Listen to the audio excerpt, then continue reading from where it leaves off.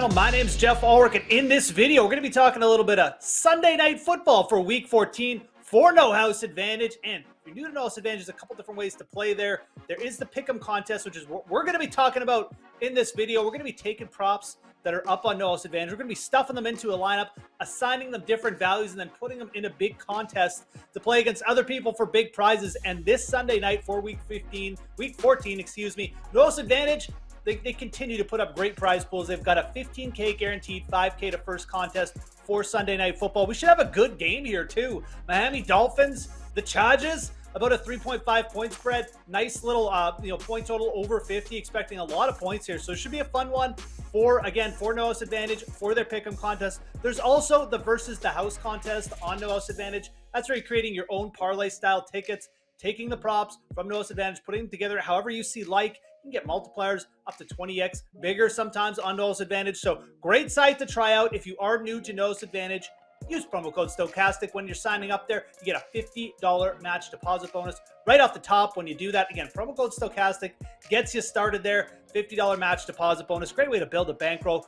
Great way to try out the site. We also have free projections for No House Advantage over on Stokastic.com. Extremely useful. We'll rely on them for this video as well. I'll give you some of my insights as well, my feelings towards these players and how this game is going to play out. But again, free projections on Stokastic.com. Check those out after this video. If you could do me one favor, smash that like button, subscribe to the Stokastic YouTube channel if you haven't done that already, guys. Lots of great stuff coming up after me, but let's get into it. I got these props up here. I got them listed. I want to talk about them. Like I said, we're going to use some of those projections over on Stokastic, and I'll try and give you some of my insights about what's going to happen here too. So let's get started. Again, No House Advantage always giving us some unique props for their Pick'em contest, and really no different tonight. We got Tua Tagovailoa.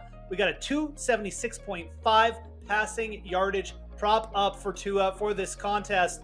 And this one's a pretty easy over for me. I don't really need the projections to tell you that Tua Tagovailoa has been an extremely efficient passer late, going up against a Chargers defense who, they have some talent back in the secondary. It wouldn't shock me if they grabbed an interception there. Maybe that could be a bit of a contrarian move too. You could take the over on 0.5 interceptions for Tua, but I do think Tagovailoa gets there on the passing yardage prop as well. We have Tua projected for really, really big night in terms of pure yardage, over 300 yards on Stokastic. So I feel pretty good about this one all around. Obviously, he's got the elite after the catch receivers to work with, and Jalen Waddle, Tyreek Hill, obviously just been extremely efficient, leading the league in yards per attempt for most of the year, as well is Tua. So when you get these totals, 276.5, it may seem like a little bit of a big number. It's really not in this offense. He's not playing San Francisco.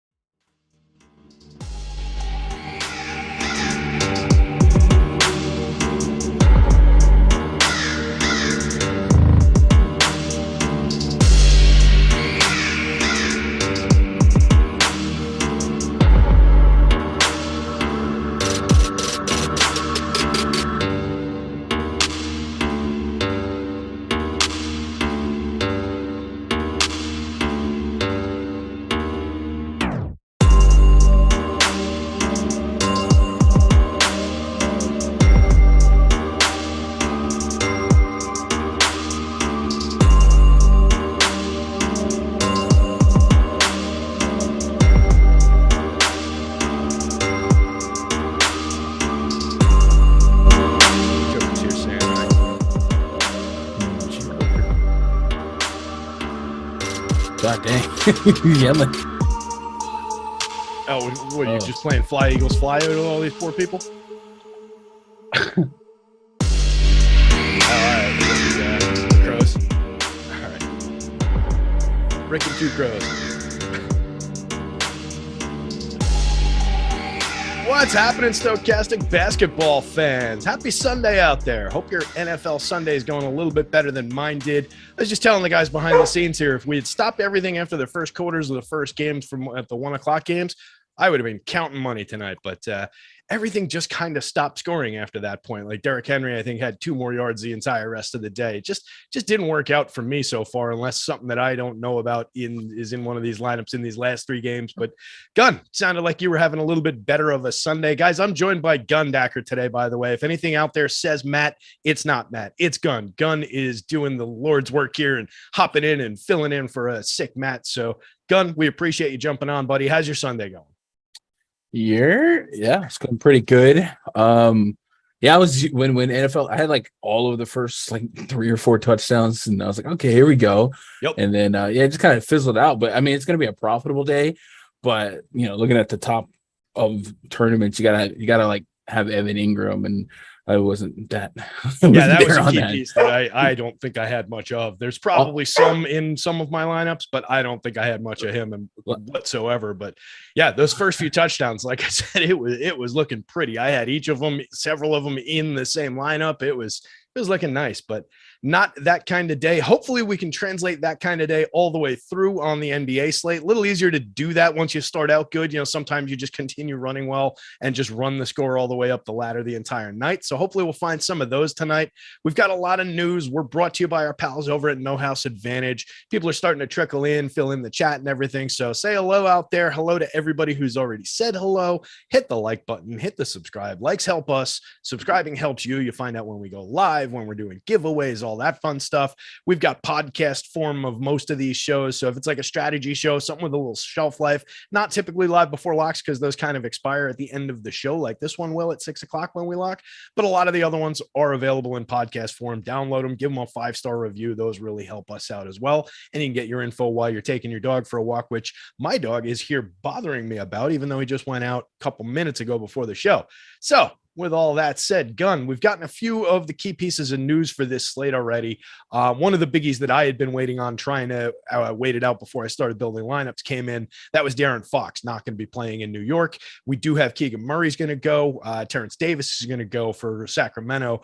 What other pieces of news are out there lingering that we're waiting on? What known unknowns do we have so far outside of the unknown stuff? I mean, yeah, you got a little bit more of a head start on me, but like you, I was waiting on the Fox. I know we got was Anunoby down for the Raptors, so might shake up maybe some Gary Trent extra minutes, maybe some extra offense there. So that might widen his potential projection. But for the most part, I'm with you waiting on the Fox news, so I'm glad we got that. We got that one. So Fox is officially out as of just a couple of minutes ago. De'Aaron Fox officially out. Terrence Davis and Keegan Murray both officially available. So that's what I was mashing on while we were talking before the show here, just rerunning basically everything, taking Fox out of it. I've been trying to play that game with lineup building with like a guy like Fox the other day. Got me to quite a bit of Davion Mitchell, which didn't really work out. Not the greatest move in the world, but spots like that where we're going to get a cheap point guard, a guy stepping into a ton of minutes, a guy who's going to be able to call his own number, not necessarily the highest usage guy even in that situation. I was watching some of that game, and Davion Mitchell tends to just kind of lurk on behind the 3-point line and not move around too much on the court a lot of the time when the ball's not in his hands, but still we kind of like that spot. So that one's shining through for me. Like you mentioned, you're getting Gary Trent in the starting lineup for the Raptors there. So that's another key piece of news that we've already gotten in. I assume both AD and LeBron are going. They've both got their usual Q tags, but I don't think we're really going to get any news there. I don't see anything on the Knicks side of things. It looks like a lot of the other pieces are basically in. One of the others that was going to potentially affect things was Hunter. Hunter's going to warm up for Atlanta and just kind of see how he feels. It's one of those true game time decision ones. So we'll tackle that. We're going to go game by game here, gang. So we'll tackle all these different things as we go. Do you have any like favorite spots or anything that you're really keying in on this like Gun before we get into the game by game of it? Yeah, let me pull up. No is a perfectly acceptable answer. Yeah, I'm a little late to the party because of the it was I'm drawing a late start, right? Matt got scratched here. He was questionable, so I should have had my jersey ready. But I who can blame you on an NFL Sunday? And that kind of plays into something we were just talking about behind the scenes. It's great to be able to get in even with an hour's notice. When you're using our projections, our data, I'm just rerunning everything like I just said over here. Using our projections and data, you can jump into a slate like this when everybody's been focused on football. You've got smaller slates today on Sundays, so you can definitely take advantage and win a decent amount of money. Hang on 1 second. I'm going to mute this and yell at the dog. Yeah, don't yell at the dog. You get canceled. PETA out there. All right. Poor boy. He just wants attention, the poor guy. He's over there staring at me now like, what did I do? I was just saying, hi, you're talking to me. He doesn't get that I'm talking to all you guys out there. There's thousands of people listening, buddy. Go lie down, or hundreds at least. Anywho, let's dive into this one, Gun. We've got a lot of games to talk about, and we're running low on time already. Sacramento Kings coming into the Garden, 2-point dogs facing the New York Knicks. We just talked about De'Aaron Fox coming off the court, but what does that do in your opinion? There's Davion Mitchell obviously going to see a little bit of an uptick, and we saw that in the projections. Guy like Malik Monk took a big uptick the other day, didn't quite deliver on that. He sees a nice little uptick again in our projections here. But what are we seeing for the Sacramento side of this one coming into New York? Domantas Sabonis is going to have one of the higher ceilings on the slate. And we know his usage in a situation without Fox is that much greater. We've seen him break a couple slates. I believe the other day, our boy Sean in chat was like, "You're dumb if you play Sabonis against the Cavs front court of Mobley and Jared Allen." And Sabonis was absolute stone cold nuts, averaging almost 1.4 fantasy points per minute without De'Aaron Fox this season. Just a 21% usage rate, but he does so much of everything, a 32% assist rate. We've seen this last year as well. So again, the team's going to need him here. It is a tight enough spread where I expect competitive basketball, decent enough totals. So I'll be right back to the well on Sabonis. It's one of the guys I want a lot of because of his 50, 60 fantasy point upside. Yep, absolutely. A guy, definitely one of the key upside guys, and a guy on this slate that could crack through that, 60 FanDuel point mark, put up 61.6 in that game that you're referring to the other day in 37.5 minutes. We could easily see that against New York's front court as well. It's not all that challenging for a guy like Sabonis to find his buckets, find his boards. Like I said, we've got Malik Monk probably going to see a little bit of an uptick. I'm waiting on the latest and greatest update in the boom bust tool here to get some of the percentages. Kevin Huerter was the other name that had escaped me. He saw a little bit of an uptick the other day in usage. Generally going to get about the same amount of minutes. We've got him projected at 33. He played 33.8 the other night. Put up 36 FanDuel points. Decent projection on him for the price. He's kind of firmly in that mid-range, but just a movable piece around shooting guard and small forward. Do you get any additional love for Huerter with the Fox news? Yeah, I like the shooters here, the long-range shooters especially. Knicks have been bottom 5 in points allowed via the 3-ball. A little bit of a funnel defense situation going on where they're better interior defense, top 5 in points in the paint allowed. The good way and then the bad way, in top 5 in points via the 3-ball. So a guy like Sabonis, who we've seen be a great facilitator, could set some of those shots up for those long range guys like Huerter. So I like the guards in this situation, especially a guy like Huerter, who we did see take 15 shot attempts against Cleveland, and you got to feel good about that 34-minute mark as well. Yeah, and then what about Davion Mitchell, who I've mentioned a couple times now? We all know what we get with this guy for the season: 0.67 FanDuel points per minute. Last 3 games, 0.78 the last time out. Like I said, he played 32.6 minutes in that spot without Fox the other day, and he gave us 19.8 FanDuel points, like dead on what we had in the median projection. We've got him kind of right back in that same spot again. We've got him projected out to 30 and change minutes, but it's going to be like a 21-ish FanDuel point projection, kind of in line with his production.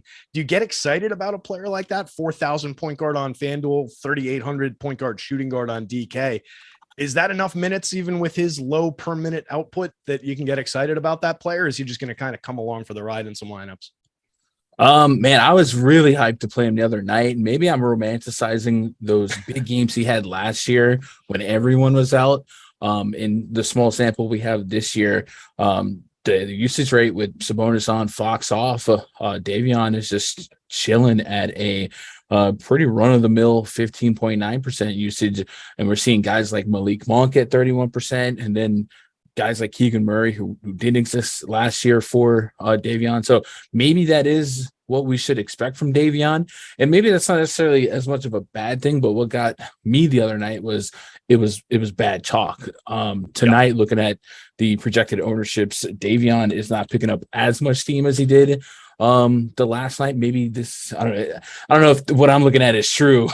So let me do a refresh. Because it is picking up a lot of steam now. It went from 0.5% owned to 27% owned on DraftKings, which is actually second most. So that's a massive jump. His lack of usage does spook me, and maybe that's the spot where I want to get different just because of the ownership.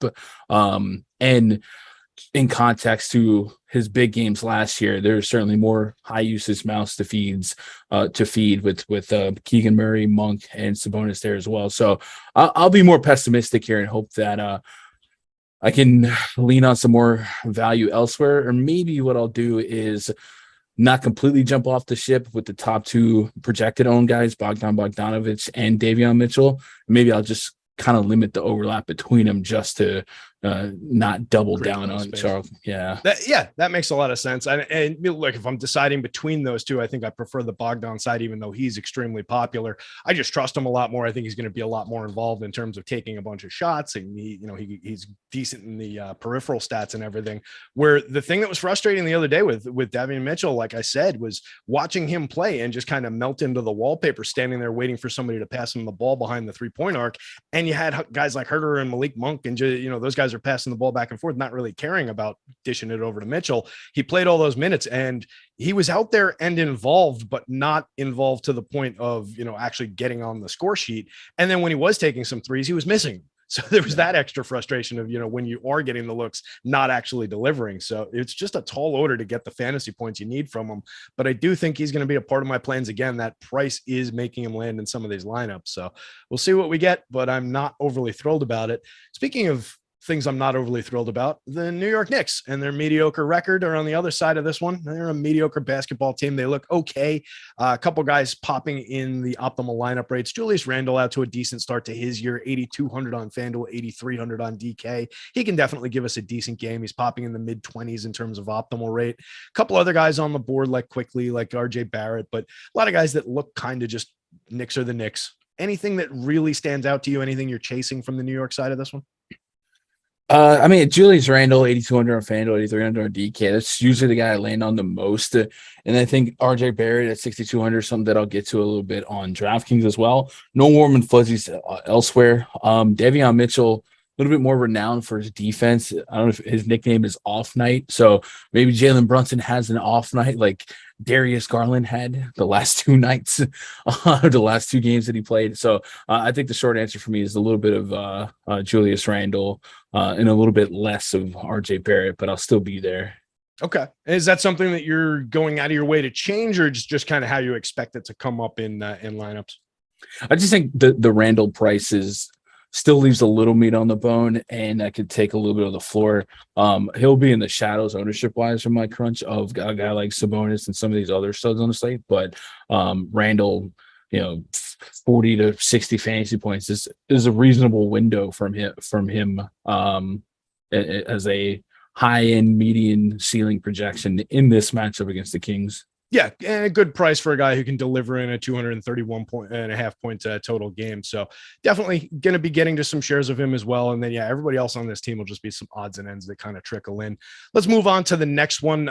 We chewed up some time on that one. Toronto Raptors, 6.5 point favorites going into Orlando, 223 point total on the board. We know there's no OG Anunoby for the Raptors. Otherwise, looks like no Precious, no Hernan Gomez, no Otto Porter. Those are known pieces that are out. So decently familiar rotation as far as the Raptors go right now. On the Orlando side, it's basically the look that we've been getting from them in recent games. So what do we like from this one starting on the Toronto side?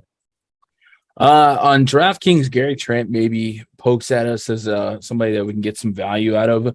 We've seen him be part of the starting rotation before the Coloco era began. And when he was, he's a guy that can get you double-digit shot attempts. A lot of them will be from behind the arc. There's a guy that was sitting around 6K at times. So we're getting a discount. He's still probably going to be rather scoring dependent, but he will give you a couple of steals per game as well on the FanDuel side. He's coming in as a top 3 owned player on DraftKings, so you are dealing with that. But it's not, it's not overly like there's a lot of players at 20% plus tonight. So while yes, by podium, he is third highest, it's still just a couple hairs above several guys that are in the 20%. So I'm not going to overthink that. I do think we get a value on Trent. Elsewhere, with Anunoby down, I'm not that enthralled with the median projections on the Raptors because of everyone's price kind of being where it should be. I feel like they've had a couple rounds with the Magic as of late. Siakam certainly has a ceiling worth getting exposure to, and we've seen that play out in a couple of these Magic games, 62 and 58 the last two. So I want to be there on that. I think it's easy to kind of deprioritize a guy like Siakam on a slate like this, where we will have Sabonis and AD and some of the high end studs, the Joel Embiid and stuff like that. So I hope he comes in a little bit lower owned than he should be, considering his output in this matchup already. So I will have to get to some Siakam. Van Vliet, sure, but I think Siakam is probably my favorite overall play. What about on the value side in the front court? We've got Koloko, who you mentioned. We've got him projected right now 20.5 minutes, $3,900 center on FanDuel, $3,100 center on the DK slate. He's in the starting lineup, so we might see him get a little bit of an uptick in minutes. And then a guy who's pulling in a very large optimal rate and positive leverage on both sites for our tools, Chris Boucher, sitting at 4,900 center power forward on FanDuel, 4,500 power forward on DK. Are you getting 2 shares of either of those guys, both of those guys, and would you play them together? I'm not that enthralled by Koloko's been starting for quite a while, right? So the fact that he's really kind of got a glass ceiling in minutes here, I'm not that excited. I think Boucher's a little bit more interesting just because of the element of unknown, and maybe this game goes a little bit sour, but both guys come with a lot of risk, but I do think the risk reward is worth it. But if I'm going to take similar minute shots at both of them, I'd probably go to the Boucher side more than the Koloko side, just because Boucher is less likely to have the overlap with some of the high usage guys. So yes, but not a lot. Mm-hmm. Yep, and that's how it's breaking down in tools. Boucher's getting the lion's share of the minutes, the lion's share of the boom share probability, the optimal lineup probability. He looks like the better target between the two. You also get the MPE on him with the power forward eligibility on the FanDuel slate, and he's a power forward over on DK. So a little bit more of a usable piece, I think. What about the Orlando side of things? We're seeing a little bit of potential usage on the FanDuel slate for Markelle Fultz, where he's 4,600 point guard, shooting guard. On DK, he's 4,900 point guard only, and basically falls off the board entirely in terms of our probability metrics. Mo Wagner sitting at decent probabilities on both sites, and then everybody else just kind of falls into that mid-range. So what stands out to you from the Orlando side here? That's about the two. A little bit of Fultz, a little bit of Wagner. Fultz is probably the guy I'm somewhat at the slot machine on. I keep putting quarters in. It's going to cash out eventually. Just kind of falling through the cracks. It's a guy that looks like he could offer 30 minutes. And he's a guy that has been a point per minute outside of the Clippers game. So I'm willing to get to Fultz here at a pretty decent tick. And I think he makes for an interesting pivot for Gary Trent, because like I said, Gary Trent, while he will give us a couple stocks, is somebody that probably will need 15 to 20 real points to make a big impact tonight. And a guy like Fultz at virtually the same price at a fraction of the ownership is a guy that can get it done in several different ways, and would argue that his ceiling is probably higher in this situation. So Fultz is an interesting pivot from chalky Trent, if I do say so myself. Yeah, interesting spot in that $4,600 price range on the FanDuel slate, 49 on DK, and you're getting 0.83 fantasy points per minute in the FanDuel scoring out of him so far in his smallish sample size that he's given us so far. So I do think there's enough on the bone at those prices. If we see the price spike by 1,000 or whatever based on the minutes he gets over the next week, then he's going to become a little bit more untenable. But right now, I think he's definitely playable there. And then guys like Banchero just kind of coming in despite a good minutes projection and a fairish price for a guy putting up 1.06 per minute. I'm not getting a ton of them. Like, he's just coming through around where the public's at, 10-ish%, something like that. Is there anybody in that group of players, the Bancheros, the Cole Anthonys, the Bulls, Mo Bambas of the world, that you're looking to get to a little bit ahead of the field? These guys that are coming in, not standout plays, but okay kind of plays. I ran a test crunch right before we went live. This is on a outdated set of projections, and the only guy that was falling was Fultz and some Wagner. Nobody else is getting through the cracks here, so I'm with you. Yeah, that's just kind of how I'm seeing it. You could pick up some leverage if you're getting to some Cole Anthony in there. He's 59 on FanDuel. He's 52 on DK. A little bit more playable probably on the DK slate, multi-position 52 than on FanDuel, but positively leveraged but thin kind of a probability play on both sites. So a lot of guys like that on this Magic team. Let's take a look. Nothing else really popping off the board there. So let's jump to, let's see if there's something to talk about. Let's tell the people real quick. First off, guys, hit that like, hit that subscribe button. Gun's catching up on everything here and doing a great job, filtering through all the info as he's processing it and getting it out to you guys. So give him some thumbs up and thank him for that. And then make sure you guys scroll down a little further, get into the description down there. I'm sure there's some links hiding down there for you to take advantage of some of these things we're going to talk about. This one, the BetMGM risk-free bet, up to $1,000 risk-free. If you got $1,000 burning a hole in your pocket, create an account, follow our links, create an account over at BetMGM, drop it in there for your first deposit. If you've got $10 in your pocket, put that in there. The risk-free bet applies to $10 as much as it applies to $1,000. It's up to $1,000 risk-free for your first paid wager over at BetMGM. When you follow those steps of creating your account, making your first paid wager, you become entitled to get 2 free months of Stokastic Plus Platinum for free. So that's a killer $200 some odd dollar value that we're adding into this thing to get you guys behind the scenes, get you up and running with Stokastic and getting access to everything NBA, NFL, NHL, baseball will be back before we know it, NASCAR, all these different things that we cover. Every single tool, every product from Stokastic is included with that. And you can get access to it for 2 months for free just by taking advantage of this BetMGM offer. Make sure you're going down there and clicking around that. We'll talk about our presenting sponsors from No House Advantage in just a few minutes, but let's dive in, cover another game here real quick. Game 3 on deck. Charlotte Hornets, big dogs, 10.5-point dogs going into Philly, 220-point total in this one. As far as the injury concerns go, it looks like the usual suspects out on the Hornets side. So start us off with the Hornets, Rozier, Oubre, McDaniels, Washington, Plumlee. A lot of moving parts. Nobody that really stands out to me in terms of guys that I really want to rush out for. Are you seeing Charlotte any differently? No, on the test crunch, the highest owned Charlotte guy that was falling for me was Oubre, and then a little bit of Plumlee. So that's probably about where it will land. 7K Oubre is never a warm and fuzzy click, just because of his volatility, but we've certainly seen a path to success at this price point with a couple 40 pluses. As of late, the shot volume has been crazy, 20 or more shot attempts in 3 games straight. And it's not just all threes. He'll have more than half of his shots, mid-range or at the basket. So something I do like about Oubre, and if you game script that game to stay competitive, you probably expect one of the 20 shot attempt guys to score decently. Still a double-digit point spread, so the likelier outcome is that it's not a competitive game and only 104 105 implied points for the Hornets. But yeah, I'm pretty dry on interest in the Hornets overall.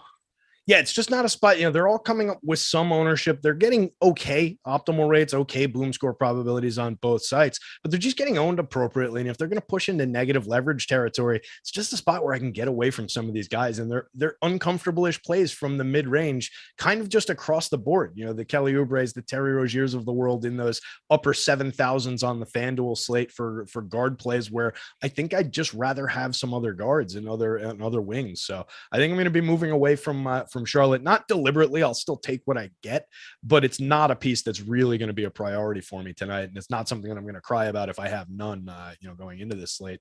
What about the other side of this one? Certainly some stars to talk about with Philly. James Harden, Joel Embiid, D'Anthony Melton had a great game the last time out. All 3 of those players in the 50s in FanDuel scoring. All 3 of those players, it went into overtime, so they played into the 40-minute range. But we saw, significant output from those guys. Arguably, I guess, mid-50s output in 47 minutes, 46 minutes from Harden and Embiid is actually a little bit low. But still, in a raw scoring sense, they were some of the higher scores on the board. We can certainly see either one of those guys rocket through those numbers tonight. What do you like from the Philly side of this one? I think the guy that's most interesting to me is probably Joel Embiid. Shocker, I know, but Charlotte has just continued to be one of the teams I pick on with bigs in their front court, and Embiid, of course, being a team leader in usage, and then referencing that boom bust tool. I do like the ownership to the boom percentage and the ownership to the optimal. It can be linear with those numbers and feel like it's appropriate. He has a real chance to lead the slate in fantasy scores, just straight up raw points. I don't think he will. I have a couple guys that are. Or I don't think it's a lock that he will. Rather, I have a couple guys up there, the Sabonis, the Giannis, guys like that. But he has I would say an above 10% chance of leading this entire slate in fantasy points with under 20% ownership. So yeah, I want to be in there on Embiid. Yeah, that stands out with him, an 11.5% optimal lineup rate on the FanDuel slate with a little bit of positive leverage, a little bit more optimal rate than that on the DK slate with a little bit of positive leverage. Just nice boom score probabilities, nice raw scoring potential for his price. So yeah, I think just, and positionally, I think he's just going to fall into a lot of lineups and probably be one of the star priorities as my lineup constructions come together. What about Harden? What about Melton, Tobias Harris, Jake Milton? Any of these guys interest you on the other stars or the mid-range types on this team? Yeah, Melton's a guy that he's DeAnthony minutes. He'll go out there and play. I think at 6,600 on DraftKings, he's worth being in the blender. We know he can stuff the stat sheet. Doesn't necessarily just need to do one category.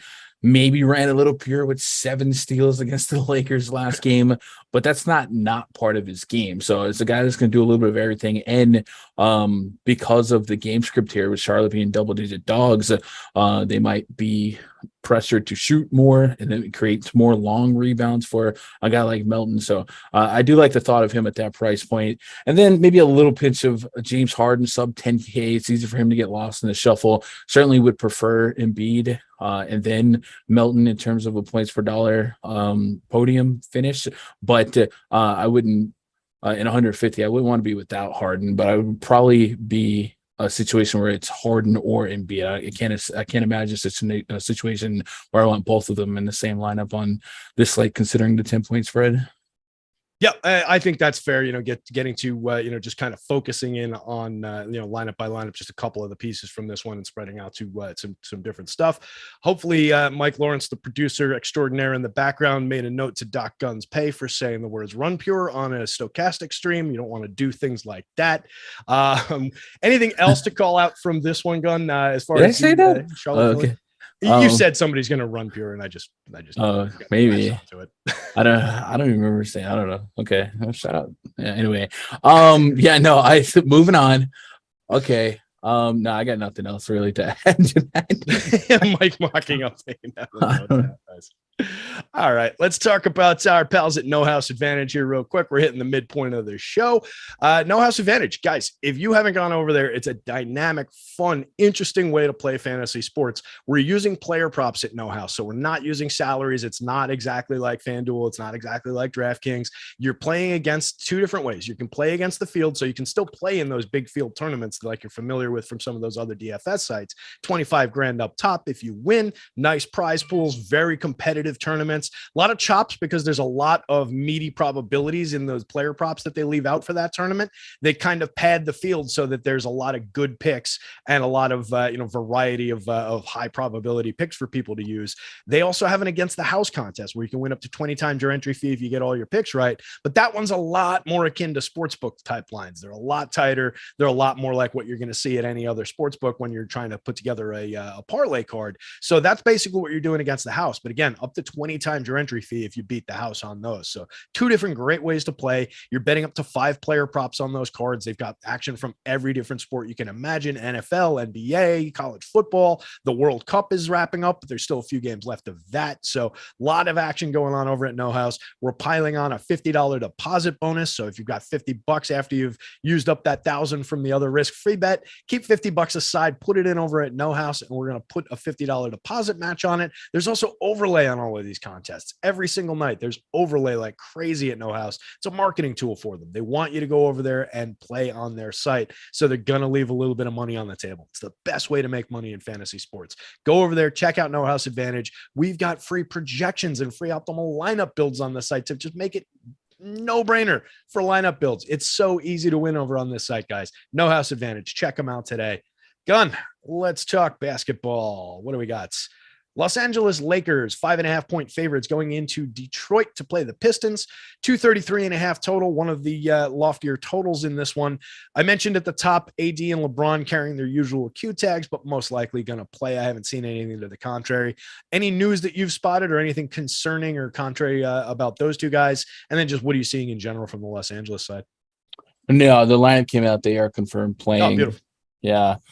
Schroeder, Pat Bev, Lonnie Walker, LeBron James, and AD. So, 233.5 total. Certainly something I want to go out there and pick on. It's one of the others with LBJ and AD for me when I'm making lineups here. And then AD has just been the guy that's been super dominant when he is healthy and not suffering from flu-like symptoms in the first quarter. I'm not salty. 54, 85, 70. Yeah, 50 plus fantasy points, something that you probably expect from him in every scoring format. So want to get to some AD reasonably. So rest of the Lakers are just kind of secondary, tertiary options for me. There's not anybody that I feel like I have to go out of my way to get exposure to. Looking at my set of projections here, I guess you can make a loose case for maybe Schroeder at 4,100 or Pat Bev, somebody like that, because they are that cheap on DraftKings. If you're trying to get a little bit different from the chalkier value guards, sure, spin the wheel, make a deal. But other than that, it's really just give me a little bit of AD here, and everything else, if it falls through, it falls through, but it'll probably all be under 10%. Yeah, and you're getting positive leverage on a lot of those, the Pat Bevs, the Russ Westbrooks of the world, the Dennis Schroeders of the world, but nobody really standing out in terms of our probability numbers or even just the raw scoring numbers. It's just not that appealing going to those guys. But yep, going to have some AD, going to have some LeBron here. On the FanDuel slate, 10-4 for LeBron, small forward, power forward, 12 grand for AD, power forward, center, knowing that we've got Joel Embiid on the board as well to pay up for at center. Do you see that impacting your AD shares if you're playing out a full 150 on FanDuel? Would you expect to maybe get to a little bit more LeBron than AD on FanDuel? Man, I don't know, because they're very close. Like they grade out extremely close, regardless of the price difference. With the projection being so similar and the spread being half in one game than it is the other, I guess I would check box to AD, and you could still run AD at power forward. I don't know how often you can get the double big lineup with AD and Embiid. But I don't know. We had that Nets value from last night. That would be easy to build, but I don't know. Today it's a little tighter. I'm not sure if we can get to that one today. Yeah. I don't know. I need to run a test crunch, and I'm sure. Let's put it. I'm sure that you can put them both in a lineup and build something semi-viable around it. But are we really going to have that additional 10 points of median and 25 or 30 of ceiling that we need? Probably not in that kind of a construction, but it could be there. I'm not saying it's not. There's certainly a lot of 3,800 to 4,500 type guys to fill out a card here. Anything else on the Los Angeles side, or should we hop to Detroit? Yeah, we can move over to Detroit. Let's move over to Detroit then. I don't see anything interesting on this team right now. Everybody on both sides below 10% optimal. Everybody on both sides below 10% boom score. Everybody on the team basically projected into the low 20s in terms of fantasy scoring. What is there to like about this Detroit team, if anything?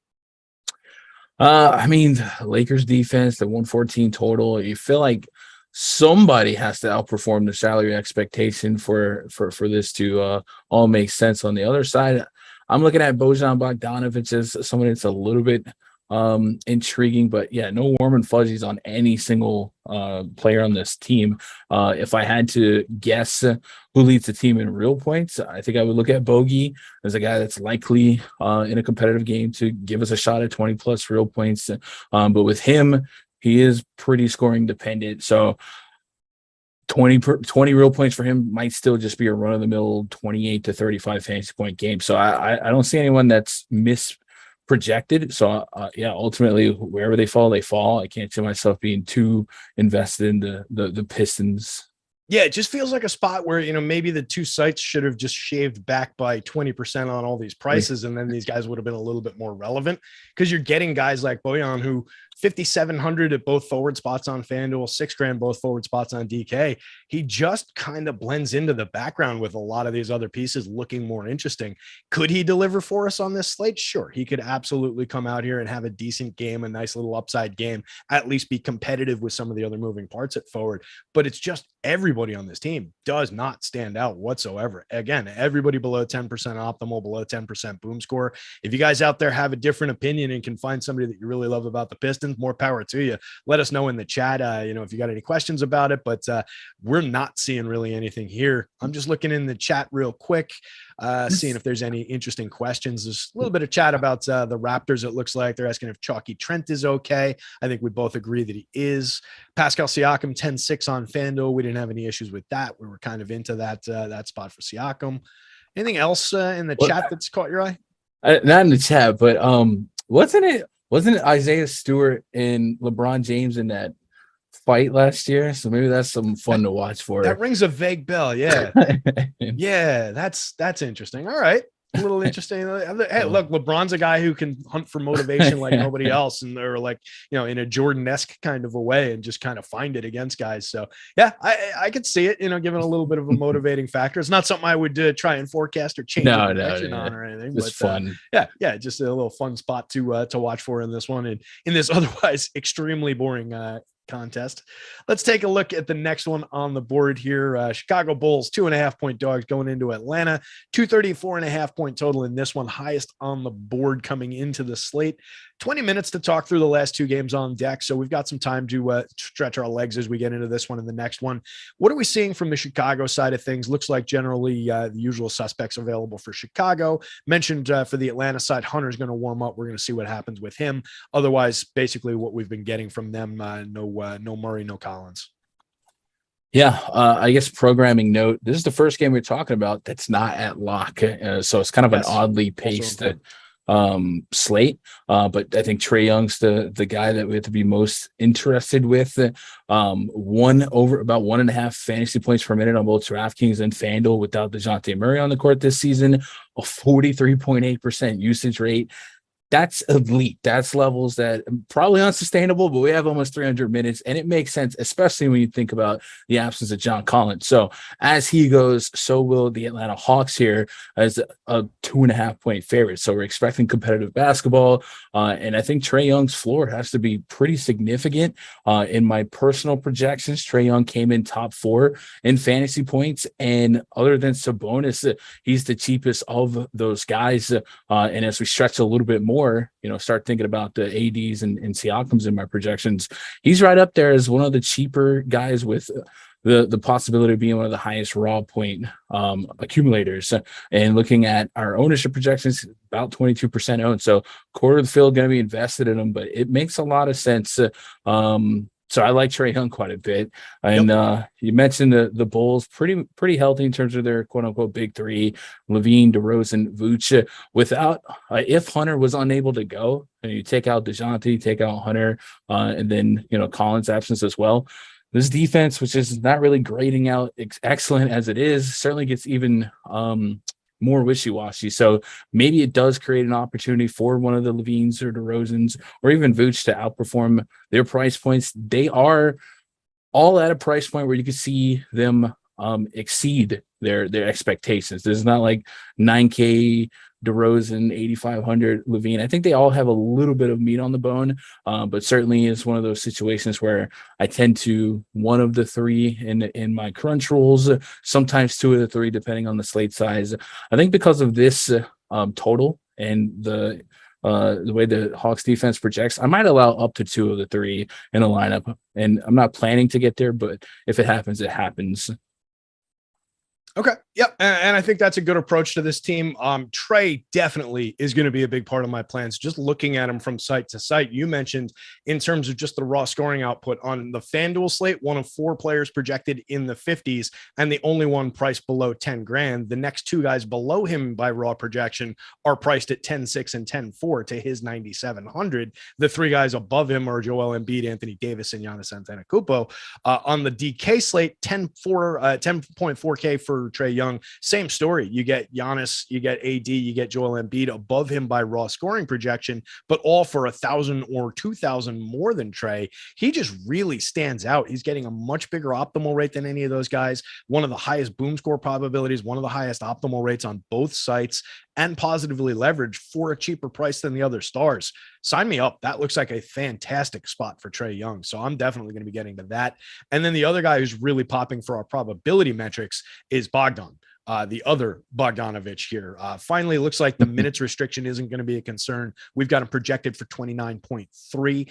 He put up 38.9 fantasy points in 33.5 minutes the last time out. So maybe there's even a little bit of upside beyond those minutes, and still priced only at $5,000 on FanDuel, 4,800 on DK, getting a ton of popularity, but extremely optimal, extreme boom score probabilities.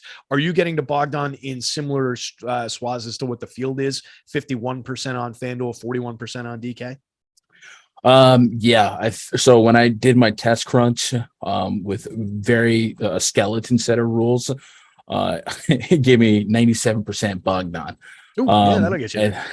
And yeah, like you said, I mean, he's without Collins, without DeJounte, he's likely to be one or two, more likely two in terms of shot volume and scoring. What the okey doke was that last game, they came out and said he was still expected to be on a minutes limit after playing 25 minutes, and he goes out there and plays 34 and drops 30 plus real points. So that was annoying. But now that that happened, we have to assume that a minutes limit is dead and stinking. Yeah, he ran hot from behind the arc, 7 for 9 in that game. But that's that's his brand of basketball. So yeah, it's the game we're looking for from him, basically, right? I mean, that's what we want. That's his game that's going to win us a tournament. So that's not something to poo-poo. That's something to say like, hey, look, that's the guy who can come out here and do that for this price. So I think that makes the spot shine. And it's not like it's a secret with all that ownership, but are you worried at all about the ownership, the leverage? It didn't sound like if he's coming up 98 some odd percent in your lineup. So we're going to be well beyond the field's even gigantic ownership here. I worry about maybe being a little too scoring dependent for a guy with this type of ownership, but at the same time, this is a guy that today, under the circumstances, I probably would get to 6,500 Bogdanovich. So getting to 4,800 just makes even more sense. So yeah, I think I'm just going to let it roll. Yep. Yeah, I think I expect to see him in a very large share when I get out the other end of my sim that's running in the background here in the next couple of minutes. Clint Capella, a guy who comes up a decent amount for me because he's always cheap on FanDuel, but center only. And we've got a couple key centerpieces. We've got some centerpieces that we'd like to play with other centers, but he does still pull in a 21% optimal rate and 31% ownership over on the FanDuel slate. Slightly less interesting at 14.5, 19.4% owned on the DK slate. Would you be getting to Capella in the one center site over on FanDuel where he has to compete with Embiid and Vooch and all these other centers? Does he still stand out for you?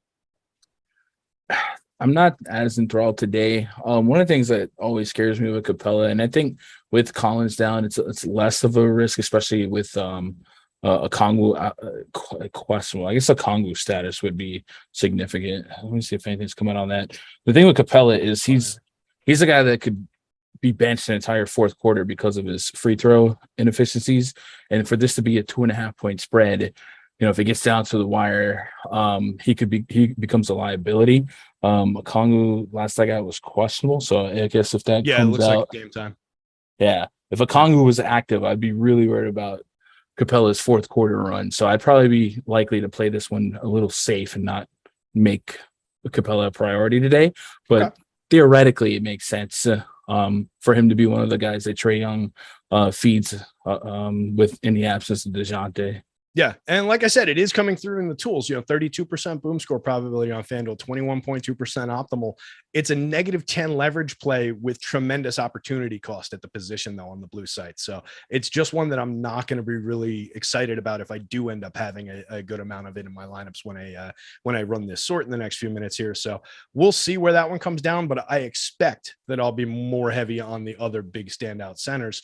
Guy you touched on as you went through the Bulls side of things here, but another guy who plays that position at 7,700, doesn't really pull the same weight on the FanDuel slate, only 9% optimal, but positively leveraged, only 8% owned over there for 7,700, 75 on DK, getting a little bit more interesting, around 16% optimal for Nikola Vukovic. Are you getting to shares of Vuce? And, kind of the same question with the center only blocker on the FanDuel slate. What would you be doing with him? So when I ran a 300 lineup crunch and I got to 18%. Okay. I don't really have any pushback to that. It's just one of I'll let the projections kind of do the work right there. I think points per dollar, just taking a run of the mill 40 to 50 at that price range makes sense. I think in those builds, it would probably be a featured small forward or featured guard like Trae Young. Probably most Vucevic lineups that I'm looking through right now feature Trae Young. So the correlations there make sense. So yeah, I would get to some Vuce. Okay. Yep, and he's he's going to be another play. I'm curious to see where he lands. This is a spot where I'd be digging through some of these center shares, just seeing how the lineups look, given more time and not having a show to do. What about some of these other pieces from Chicago? You mentioned Levine, DeRozan is looking like playable parts. It looks like on FanDuel they're pulling a little bit more weight in the optimal rates, upper 20s for both of those guys on FanDuel, just into the teens on the DK slate. So any more interest in them on the FanDuel slate? You're getting Levine positively leveraged over there as well. Yeah, positive leverage on a medium slate, especially one where this is kind of an island game after a lot of dust has gotten you 30 minutes of action. Mm-hmm. Or like, I guess, I don't know, considering that those games don't always tip off, maybe it's a non-factor. It's interesting. Positive leverage, you just play the numbers, you take it what you can get, but I can't see myself prioritizing them to a high degree. I think Vuce stands at the top of my Bulls priority list, and then probably DeRozan, then Levine. But Levine and DeRozan are closer to a coin flip in my warm and fuzzy meter. All right, sounds good. 10 minutes to go before lock, gang. So make sure you're getting those lineups finalized, getting them in. I'm sweating this thing actually ending over here in the next few minutes, but hopefully it will.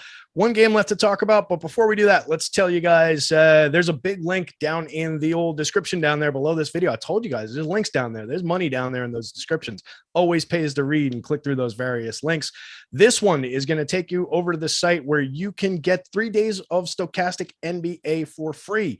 Absolutely free, no strings attached. All you have to do is create an account over at Stokastic and you can access our NBA content, all the projections, all the optimal lineups, all the ownership, the 1v1 tools, the lineup generator, the top stacks tool. There's player swap in the lineup generators now. So there's all kinds of great stuff going on, and we're constantly tweaking and enhancing these already killer tools that we offer at the site.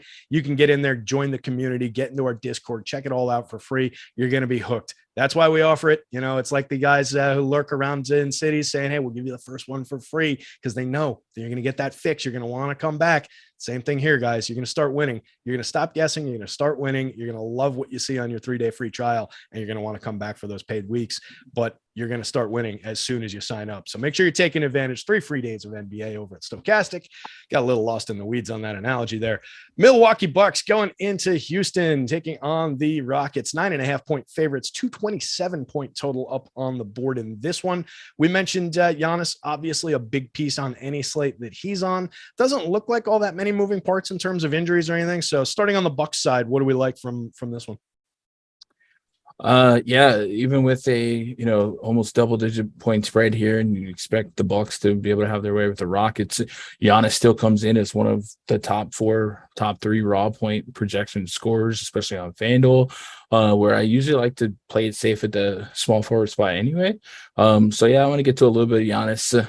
Makes too much sense. He's probably the only guy on the Bucks that I'll get to it any type of degree. You can make the case for Drew Holiday, Chris Middleton, but I think at those price ranges, considering that everyone's healthy, I'd probably be more inclined to throw that money at some of the other 7-8K guys like the Oubres, the Levine, stuff like that.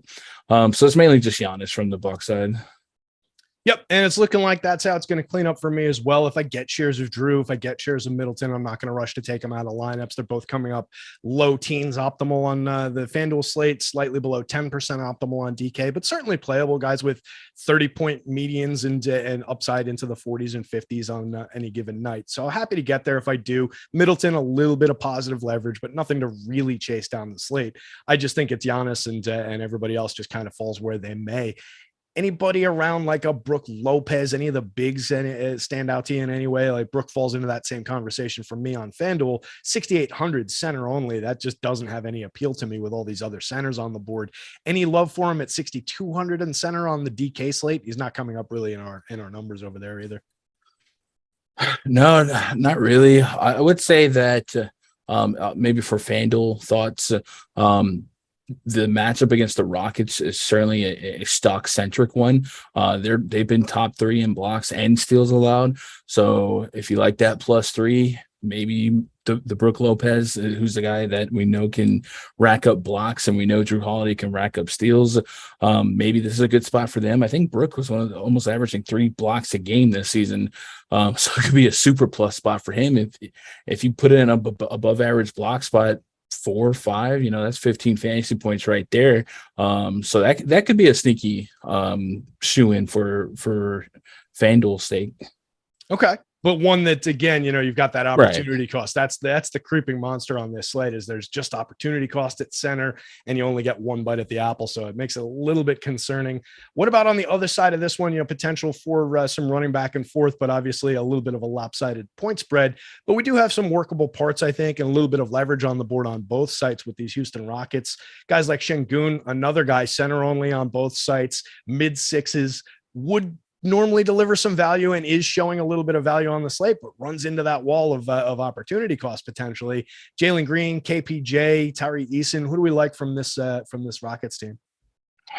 Yeah, Şengün is another guy. His minutes becomes frustrating with Silas's rotation, and also the game script here. Maybe not on his side, considering that they are 9.5, 10-point dogs, no matter, depending on where you look. So Şengün is a guy that takes 0 to 1 threes a game, and the game script might call for Houston to chuck the long range ball pretty quickly. So if I ask myself, who do I think could keep this game competitive long enough, strong enough to get some fantasy production, KPJ, Jalen Green, and Eric Gordon, probably the guys that I lean on, and I don't really have a high level of confidence in any of them, and I think the prices are appropriate. So a smidge here and there where the optimizer puts it, but no front end priorities for me.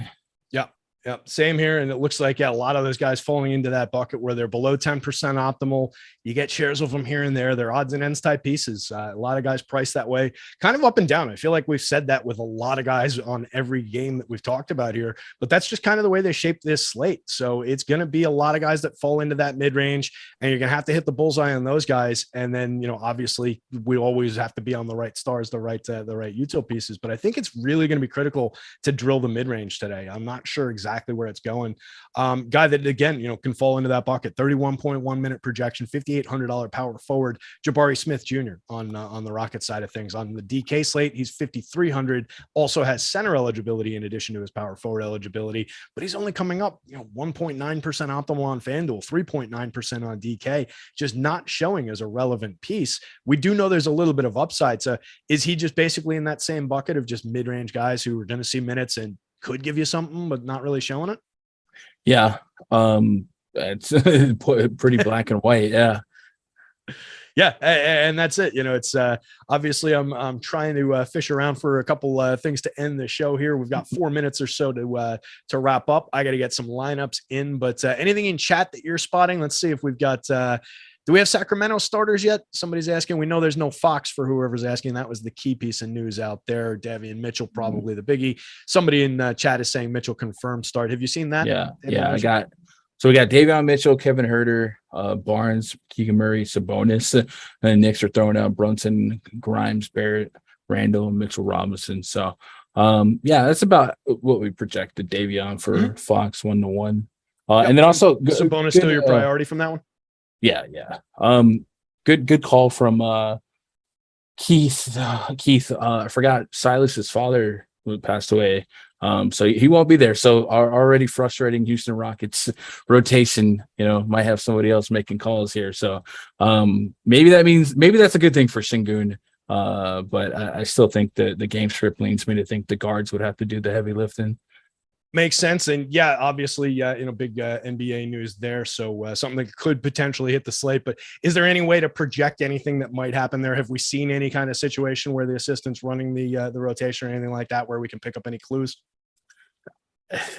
Do they want to win for real? Yeah.